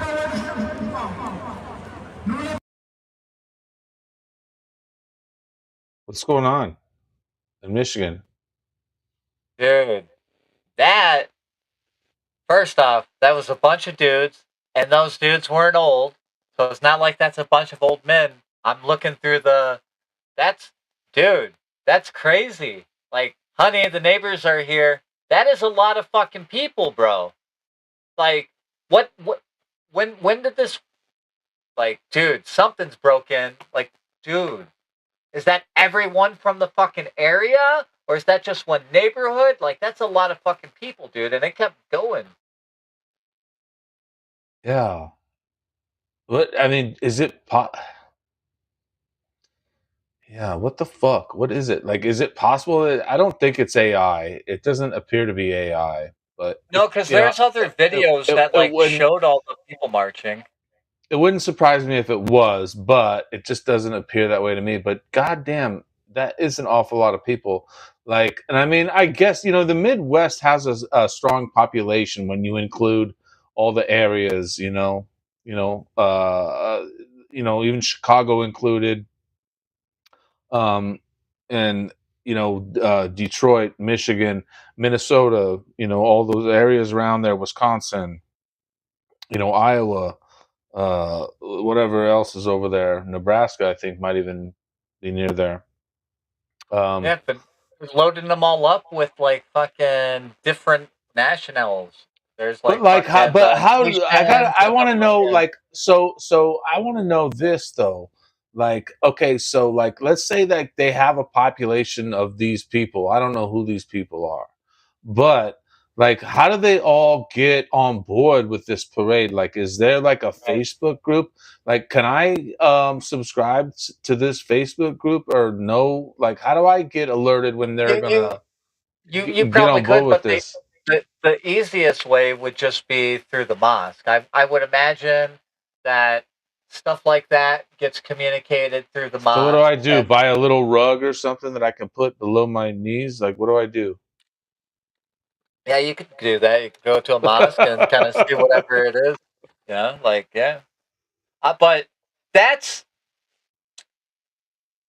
is a lot of, like, middle-aged men, right? Like, if they were adversaries, you're looking at a fucking army walking through the streets, right? Like, that's a lot of able-bodied dudes. You know what I mean? You put a weapon in their hands and give them some marching orders. Like, a real easy way to try to weaponize that. Good thing we have really good IQs here in America, and we grew up on tours of Call of Duty and fucking WWF, so it makes us rugged.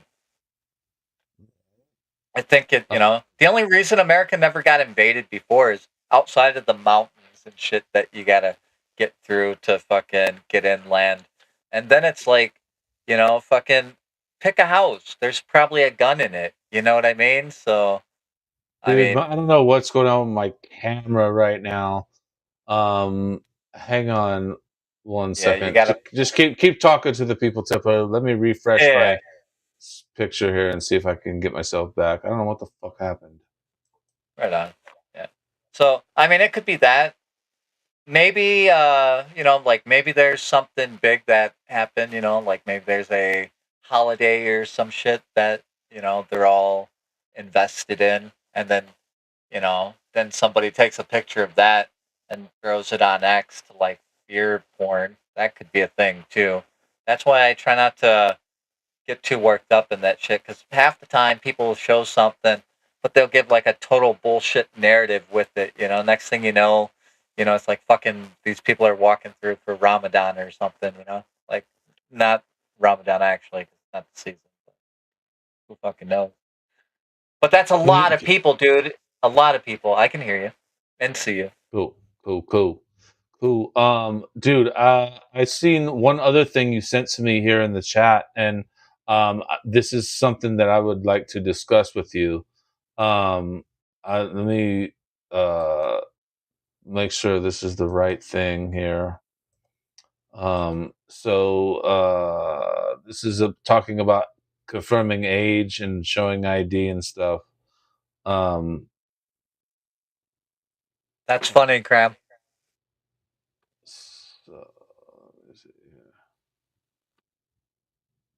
Okay, so you sent me this today. Let's check out some comments real quick. What's going on? Imagine if white people came together like that instead of chopping off their dicks and sewing on tits. Well, hey, I like these sewn on tits. I love all tits. Oh wait, there's something like that. What did Blue say? I lived in Midland, Texas for 6 or 7 years. Nothing but oil and liquor stores. You notice how they're even trying to ruin sports, with like the fucking They've ruined Taylor it. Swift It's done. bullshit for football and just all the. It's done. It's over with. It's been infiltrated. It's done. It's over with. Listen, I know I host a sports podcast, and I love sports, and I love talking about sports, but it's fake and gay, and they've infiltrated it, and it's become just political theater as well as Masonic theater as well as just theater in general. Like, it's fake and gay. I don't like it anymore. Okay. They can't let you have. They did the same thing to video games. They made everything fucking woke and fucking just shitty. It's interesting that you said video games, because I want to talk about Grand Theft Auto after we talk about this thing that you sent me here, and then we'll talk about Grand Theft Auto because it applies to this. But you sent me this, so let me make sure I understand this. At Ken Paxton, Texas, the phone I paid for, or an account through the phone company I pay for with a credit card I had to show ID to acquire, does not prove I am an adult. The fuck are you smoking? This isn't about protecting children. This is about surveillance and censorship. Fuck off. And that's a quote tweet of this tweet. In Texas, if you are under the age of 18, you can't download apps on your iPhone, essentially making it useless. Confirm you're 18 plus. Texas law requires you to confirm you're an adult to download and purchase apps or make an in-app purchases. So is that just for Apple? No, and that's coming to everybody across the board. There's actually a law that got passed in one of the last bills, and the whole point of that law is that it requires verification for any computer that runs any kind of an operating system. So that's going to mean like phones, tablets, computers, video game systems, anything that runs a operating system, you have to age verify to be able to have credentials to use. So you'll see this shit is going to start getting rolled out, and it'll start in the States, but it's already passed federally. So, well, you know what's really scary to me, dude, is what's her name? Kelly. I drop F-bombs. Is that her handle? I drop F-bombs. Okay. Shout out Kelly. I'm sorry. I think that's your handle. She posted something about fuck. What? I'm so retarded because I was pulling something else up over here. What were we just talking about? we were talking about like the operating the Grand system. Theft Auto. She said Grand Theft Auto is going to be requiring you have to upload your ID to play Grand Theft Auto 6. And I guess I looked it up, and I guess that they are talking about requiring that in the UK, and I think Australia, I think, is one of the other places, but it's not in America, but it's coming. No, it'll come. Like, it's coming they've here. already been But talking how do you about it. feel about that? How do you feel about that? Like, that's fucking crazy. Like, just to play Grand Theft Auto, I gotta give you my ID. They've already have it because they already have it because I gave it to fucking Rockstar when I signed up to join their fucking stupid club, and then also with fucking PlayStation, they got my fucking information already. What I mean, come on, now I gotta upload my fucking ID. Right. Well, because don't worry. As soon as the turmoil from all that and you feeling that way because everybody's asking for your ID, don't worry, there's a solution. We created it during COVID. It's called a digital ID. So really, you just give them access to your digital ID. So it's like you're signing in with your Google account. Problem solved. Yeah, they can suck my digital dick. How about that? I'm not a fan of this, I mean, that's the angle. I mean, there's got to be a line drawn somewhere. It's like, I don't know. Is it because it's an 18 and over game? Like, what's next? I might have to start showing my ID at the movie theater. Yeah, no, you're gonna have to show it for pretty much everything. They're gonna want to push this thing, right? So you're gonna see it get pushed in America by Grand Theft Auto, and they'll say it's because maturity issues in the game, right? And they want to keep it away from kids. And Sony will fucking be like, yeah, we don't want kids. Can't be a kid. So you'll have to use like fucking biometrics or something like that, right? And since they know it's going to be a hit, right? I mean, it's got 39 million plus pre-orders already, right? Like in the first out. So people are going to go for it, which means you're going to get the behavior that you want, which would usually be contested.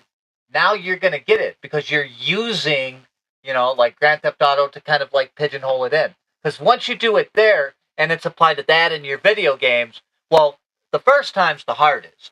Well, I gave it there and there. Now everyone is demanding it, right? And then it's like, oh, this is such a headache. Well, here's your digital ID, and we need that because people are fucking counterfeiting whatever, and it needs to be centralized. Problem, reaction, solution, it's the same thing. People just got to wake up. That's how we get out of this.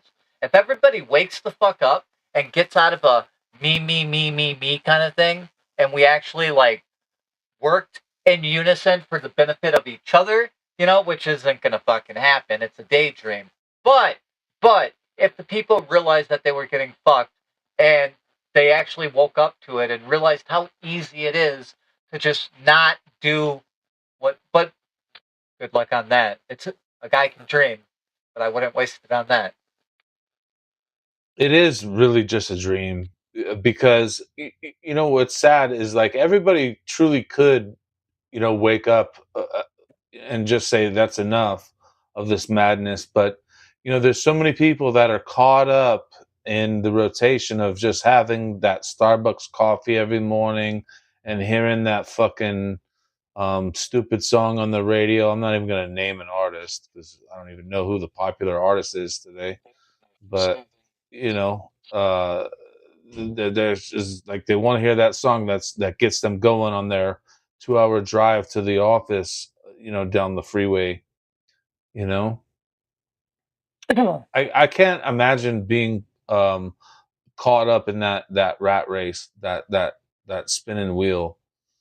Like it's just like it's so far removed from who I am as a person, and I don't know how people do it. Like it's kind of terrifying to me to even think about having to do it. Well, that's what movies and music and all that shit was all about, right? To introduce those ideas and concepts to corrupt the society, right? And so they made the movies this and they showed you that and they sang about this. They just inundated. And of course, like the more you're introduced, the more you're going to drift to it. So they led everybody to it. And you add a little bit of trauma. Trauma makes people malleable. And fucking when you're scared, you're easy to hurdle because you make bad decisions. You just want to do what's safe. Oh, the herd's doing that. I'm going to do that too. That's normal. And we watched that happen during COVID too. Just the people that just kind of shut their eyes and, and look how well that worked out for them, What do we do? I don't know, man. What do we do? What do we Hopefully wake do? up. Hopefully we wake Dude, up. you know what? Listen, let's talk about one more thing because we got to wrap it up pretty quick. But I got this thing here from Wall Street Apes. Shout out to the Wall Street Apes. It's a great account to follow if you don't follow him already or her. I don't even know if it's a him or her, but follow they them. Subway launched hot dogs called the Sub Dog, and people are noticing it looks very unappetizing and the color seems very dark. Let me read the ingredients and then we'll watch the video. Beef, water, corn syrup, solids, modified cornstarch, salt, potassium, lactate, sodium phosphate, sodium, I don't even know how to say that, diacetate, dextrose, sodium erythorbate, garlic powder, spice extractives, sodium nitrate, and smoke. So I don't know how they put smoke in the hot dog, but let's watch this real quick. So this is Subway. Basically, I went to go try it because, like, what? Oops. So basically, it's like a build your own Subway sandwich. You can choose any bread, and then they put a foot-long beef hot dog in there. I'm not gonna lie, but the hot dog did not look appetizing. Like, why was it so dark? Bro, look at how dark that is. Is it just well done? Dude, it looks like... Oh my god. I'll finish the video. It's just disgusting. Anyways, you can put anything in it. That's what she said. Like, they advertised ones with Dorito chips on it, and we asked for that, but they just didn't understand. So, how did it taste? Exactly how you think a hot dog and a Subway bun would taste. Would I get this again? Probably not. It was just not for me. So I'm looking into what's in this Subway hot dog, and from what I can find on Google, it's all beef hot dog. Here's another link. They say it is, again, a foot-long all-beef hot dog. But what is actually in this all-beef hot dog? And here is the full breakdown of ingredients. You can kind of pause it. You can go through it at your own pace. But here is the one that I want to break down to you that is the most dangerous. Right here, sodium nitrate. It's in the hot dog. It's used as a preservative and for curing. It prevents bacteria growth. But here's where it gets dangerous. The World Health Organization classify processed meats like this one using this as a carcinogen group 1, linked to cancer with frequent consumption. Again, read that. Linked to cancer with frequent consumption. Eating a Subway hot dog or processed meat is not worth the risk of cancer. Here's some other toxic ingredients. You can kind of read through that. But then the color of this hot dog is also very concerning. I looked at more videos of this hot dog, and in their promotion videos, it doesn't look as dark as in this one. June 29th, nationwide, I'm at Subway Canada's headquarters and test kitchen and getting the first bite and all the download from Chef John Botello, culinary manager at Subway Canada. You can expect an all-beef Schneider's hot dog on freshly baked bread. I mean, there's the hot dog. I guess it is kind of dark, but man, that thing does not look appetizing at all. Dude. So what's up? Why has Subway got the dark meat? They don't like white meat? Why the fuck does it gotta have all the carcinogens and shit in it? Why does every corporation get away with poisoning us? By the way, the Supreme Court, Monsanto's decision says that you don't get to sue them for fucking not labeling their pesticides that they spray on shit and you touch and get cancer. Well, there's all kinds of shit too. Like what Obama, like there was the one bill that they signed while he was in office that made propaganda legal. Like I forget the exact number of the executive order, but they made propaganda Act or whatever. Yeah. They made it fucking legal to lie to you. That's what they do. Yeah. That's what they do. But you know what we don't do here on the phone booth is we don't lie to you. Okay? Yeah. And I'm not going to lie to you when I tell you that the best deal on the planet is to go to phoneboothpodcast.substack.com. Go subscribe. You get all kinds of fucking content. There's a bonus episode that I did with Ted just yesterday about the Boston bombing. Banger. Is a banger. Go check out all the websites on the Phone Booth Podcast. Here's the thing. The pick is in. The Philosopher King. Mind of Madness with the homie Templar. The live streams that we do here on Monday and on the Saturday. Also, don't forget to check out the merch store. I actually have a thing coming up to be uploaded. It was going to be up today, but I spoke with Roger from Mud Fossil University, right? And we had like a 2-hour talk. And then all the audio on my side didn't record. So it was like a one-way conversation. You could see him, but you couldn't hear anything. But I remembered he's like, hey, I'm going to record this too. So I hit him up. I'm like, Roger, you won't fucking believe it, dude. Our whole conversation that we had. Yeah. I'm like, I don't have the audio. Can I get your audio or your film, on it? And he's like, yeah, let me see. And he didn't know if he had it or not, but it looks like he has it. And he's been the joys of recording, like it's the Wild West when it comes to recording and doing stuff live. Like even today, who knows? Like the stream could have crashed at any moment. It's happened before. Right. It'll probably happen again at some point, but it didn't today. So we did all right. But everybody else, go to Can Am Bullion. Get yourself some metal. Look, gold is down, silver's up, platinum's up. But you know what? It's all down at the end of the day, and it's a great time to buy. We're not financial experts, so don't listen to us. But you got to imagine it's going back up because we're living in weird times, and I can't imagine the dollar getting much stronger right now. But also, I don't know shit about shit, even though I am Snoop Dogg Poop. So. I wouldn't bet on it, By the way, the beard will be back next week. For those of you that didn't. So did you miss shave and you just accidentally snipped the portion? And you're like, fuck, now I got to clean it up, or what happened? What? No. I was trimming everything, and then I was like, when I was messing with my mustache, I was like, man, I could probably get rid of all of this, and I got the show, and I was like, it only takes like a week to grow.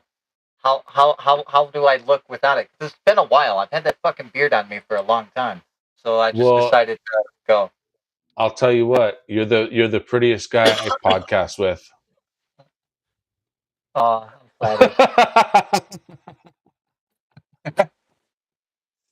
I love you, man. I love you, dude. buddy. You got anything you want to plug? What's going on in the Mind of Madness, the Templar? You Outside of I got the interview with Roger from Mud Fossil University. He's a big streamer over there. Very interesting guy. We got along really good, so we're gonna talk more, and hopefully, if you guys want to talk with him too, join and. It's a really interesting guy. Anyways, so there's that, and that's it. Outside of that, appreciate everyone who came and hung out. Well, go follow Templar at Templar TV on X. Is that are you on anything else? Are you on Instagram? Do we follow each other on Instagram? YouTube. Are we? No, I'm not on. Oh, you're on YouTube. I'm on YouTube, but I removed everything. I have 5 random ass videos on it. I think there's nothing big on there, but you could follow me there if you wanted to. I guess. I mean. Yeah, well, dude, I'll follow you anywhere. I just don't know where to follow you, so you got to. I follow you on YouTube. You got to lead me, Poppy. Cool. Thank you for your subscription. I'm getting close to 100 subscribers on YouTube right now. So, dude, everybody, go follow me on the YouTube. Dude, maybe I should do a giveaway when I hit 100 subscribers on YouTube. I'll hit up Lux Bidet. Maybe we'll give away a bidet when I hit 100. Right on. I'll see what I can make happen. That'll be fun. Yeah. And then they have to be a subscriber to win, or something, to show that you're a subscriber at the time of the drawing or something. That's right. But good night, everybody. Thank you for tuning in to the Mainstream Monday with Templar and me. Poop, the man, the legend. Happy 1-year anniversary. Oh, thank you, my friend. Thank you. Dude, you were the fucking pilot episode. Number one when it comes to number 2. Templar was there. But,